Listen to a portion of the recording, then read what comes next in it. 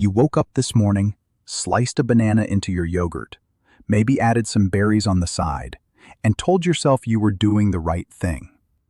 I understand, and I am not here to take that away from you. But I need to tell you something I have been saying in my practice for years, that almost nobody outside of a doctor's office ever hears clearly.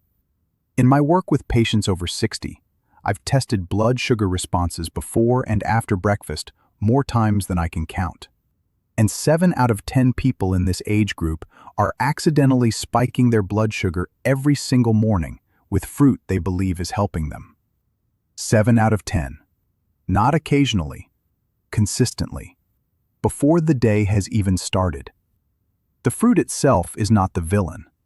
But after 60, your body handles fruit sugar in a fundamentally different way than it did at 40. And the standard advice, the general one-size-fits-all guidance about fruit and blood sugar that gets repeated in waiting rooms and on wellness websites, was written for a metabolic reality that you no longer live in. That is not your fault. That is a gap in how health information gets communicated, and today I am closing it.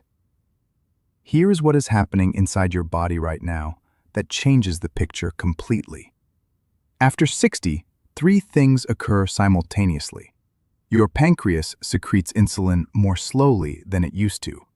The response is real, but it is delayed. Your cells have grown progressively less sensitive to that insulin, meaning the signal has to be louder to get the same result. And every single morning, before you even sit down to breakfast, your body releases a surge of cortisol that makes you temporarily, predictably, and measurably more insulin resistant. This is called the dawn phenomenon. Put those 3 things together, and the same fruit that was completely fine at 45 can send your blood sugar into territory that takes your aging pancreas a long time to recover from. Not because the fruit changed, because your metabolic window changed. And here is why the morning matters more than any other time of day. When your blood sugar spikes in the morning and crashes, even a moderate crash, your body triggers a secondary stress response. Cortisol climbs further, cravings sharpen, energy drops.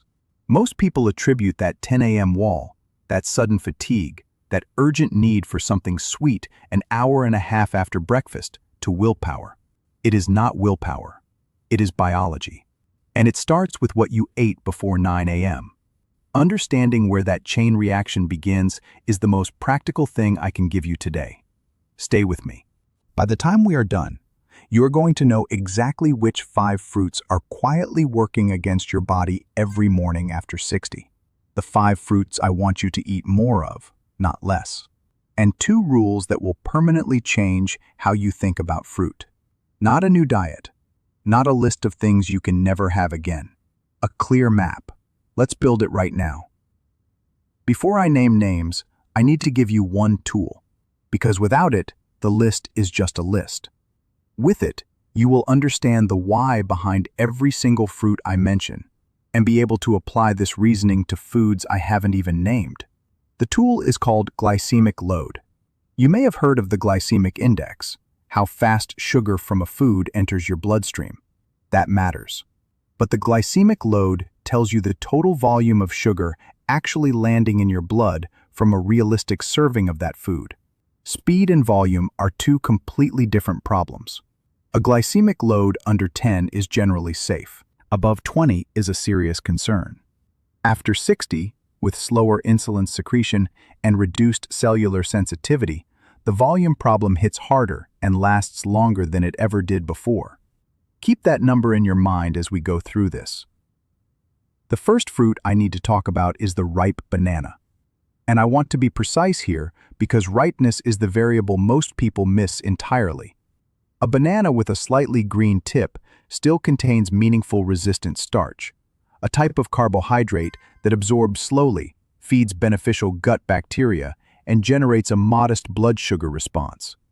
But a banana covered in brown spots or gone fully yellow with no green has converted nearly all of that starch into fast-acting glucose and fructose.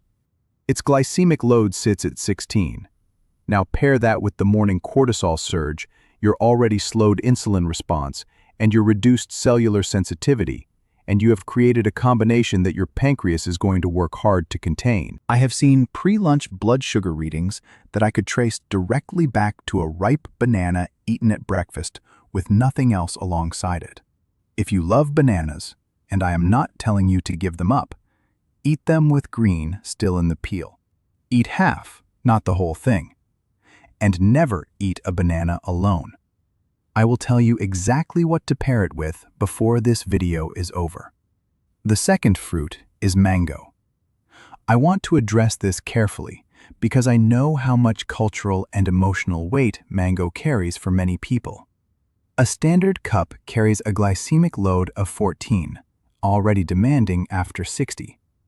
But the mistake I see most often is people adding chia seeds or flaxseed to a mango smoothie and concluding it is now safe. I understand the logic. The seeds slow absorption. They reduce the speed, the glycemic index effect. But they do not reduce the total glycemic load. Your pancreas still has to process every single gram of that mango sugar. You have stretched the timeline without reducing the debt. This is something I wish more of my colleagues talked about openly, because it creates a false sense of security in exactly the patients who need real information most. Mango can still have a place in your life, but a small amount eaten whole, alongside protein, on a day when you have moved your body, that is an entirely different conversation than a mango smoothie at 7 a.m. Third, grapes. The portion trap that grapes create is well documented, and it is worse after 60 for a specific reason that nobody talks about. As we age, our satiety signals slow. The recognition of, "I have had enough," takes longer to register. With a food where each individual piece feels insignificant, that delayed signal is genuinely dangerous. You planned for 10 grapes. You ate 25 before you registered it. And 25 grapes carried the blood sugar load of a candy bar. Grapes also contain resveratrol, a polyphenol with real antioxidant properties. I am not dismissing that benefit, but if you want grapes, count them before you eat a single one. Set them in a bowl. Walk away from the bunch. Never eat directly from the cluster. 10 is your number. Fourth is pineapple, and this one matters because of its reputation. A glycemic load of 14 and a glycemic index of 59.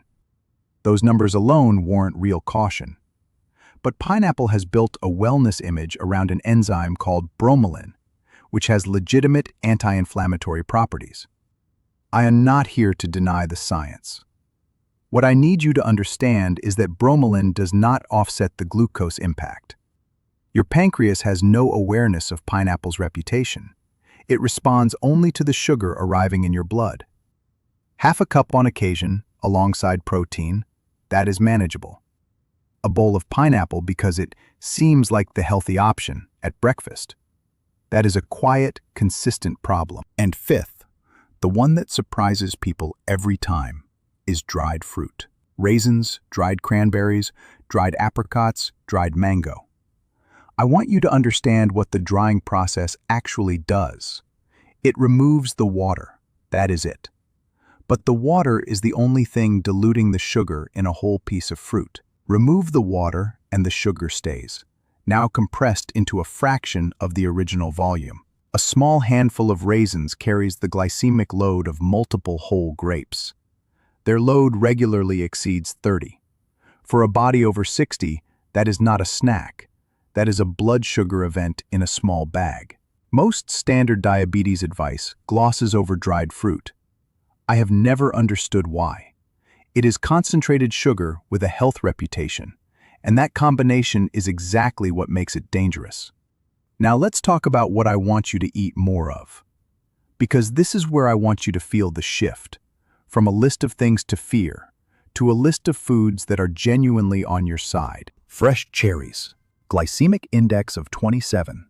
Glycemic load of 6. Those numbers are as close to ideal as the fruit world offers. But what makes fresh cherries specifically valuable for people over 60 goes beyond the numbers. Cherries contain some of the highest concentrations of anthocyanins available through food, the compounds responsible for that deep red color. Research has consistently linked anthocyanins to reduced vascular inflammation. After 60, the blood vessels feeding your heart, kidneys, and eyes are your most vulnerable structures as blood sugar mismanagement compounds over time. Cherries don't just avoid damaging those vessels, they actively support them. Fresh cherries, not the artificially colored, syrup-preserved ones used as garnishes. Those have been sitting in concentrated sugar for months and have no relationship to what I am recommending. Blueberries. Glycemic load of 4. Extraordinarily low impact. But the reason I prioritize them for this age group specifically is a body of research showing that regular blueberry consumption is associated with measurably improved insulin sensitivity in adults over 60, not in younger populations in general, specifically in this age group. The anthocyanins in blueberries appear to support the cellular machinery responsible for glucose uptake at the receptor level. Mainstream medicine is still catching up to what the research already shows, and I am telling you now so you don't have to wait for it to become standard practice. Kiwi. Glycemic index of 38, glycemic load of 9. Safe numbers. But the reason kiwi earns a top 5 spot for seniors specifically is what it does for the second condition that affects roughly 2/3 of people managing blood sugar after 60, high blood pressure. Kiwi contains a combination of vitamin C and vitamin E that clinical studies have linked to meaningful reductions in both systolic and diastolic blood pressure. If you are managing both blood sugar and blood pressure, which describes the majority of my patients over 60, kiwi lets you fight on 2 fronts with 1 food. That efficiency matters. Pears. Glycemic index of 38, glycemic load of 4. Excellent numbers. But I want to give you a specific instruction about pears that changes their protective value significantly. The fiber in a pear is not evenly distributed throughout the flesh. A large concentration sits directly beneath the skin. When you peel a pear, you are removing the structure that slows sugar absorption and supports your gut lining.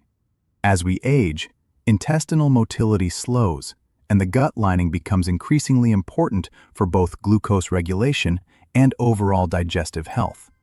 Eat pears whole, skin on, rinsed well. That is not a minor detail. That fiber is the protection. Do not throw it away. And 5th, avocado. I see some of you raising an eyebrow. Yes, avocado is botanically a fruit. Its glycemic load is effectively 0. There is no meaningful blood sugar response to avocado. What there is a substantial dose of monounsaturated fat that slows the absorption of glucose from everything else on your plate. In a morning meal, half an avocado is one of the most effective blood sugar buffers available to you through food. This is not a trend. This is just how fat interacts with carbohydrate absorption at the biochemical level. I recommend it to my patients constantly. Now I want to give you the 2 rules that govern everything I have told you today. Because without these 2 rules, even the right fruits can still work against you. Rule 1. Never eat fruit alone. Every time you eat fruit without protein or fat alongside it, you are sending its sugar into your bloodstream with no buffer. Protein slows gastric emptying. It physically keeps food in your stomach longer, releasing sugar into the blood more gradually. Healthy fat does the same. A bowl of fresh cherries alone hits your blood sugar differently than cherries alongside 2 eggs. A pear alone is not the same as a pear with a small handful of walnuts. This pairing principle matters at any age.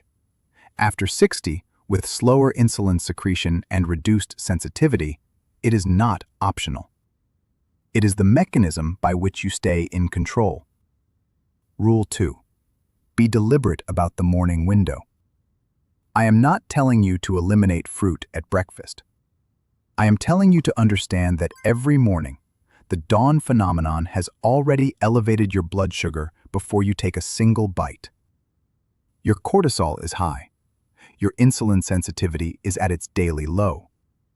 Adding a high glycemic load fruit to that window is pouring into a cup that is already nearly full. If you want fruit in the morning, choose from the low-load options: berries, cherries, pair with the skin. Pair them with protein. And if you want to include higher load fruits like banana or mango, consider saving them for mid-afternoon, when cortisol has dropped, you have moved your body, and your insulin sensitivity is at its natural daily peak. Here is what I want you to do tomorrow morning. Just tomorrow. Not a lifestyle overhaul. One change. If your breakfast currently includes a ripe banana, fruit juice, a smoothie, or dried fruit, replace it with a small handful of blueberries or fresh cherries alongside 2 eggs. Give it 5 days. Pay close attention to what happens at 10 a.m., that window where most people hit a wall. Notice whether the cravings that usually arrive an hour after breakfast show up or not. Your body will communicate what is working far faster than any lab result will. I want to say something before we close, and I mean this genuinely. I read the comments on these videos every day.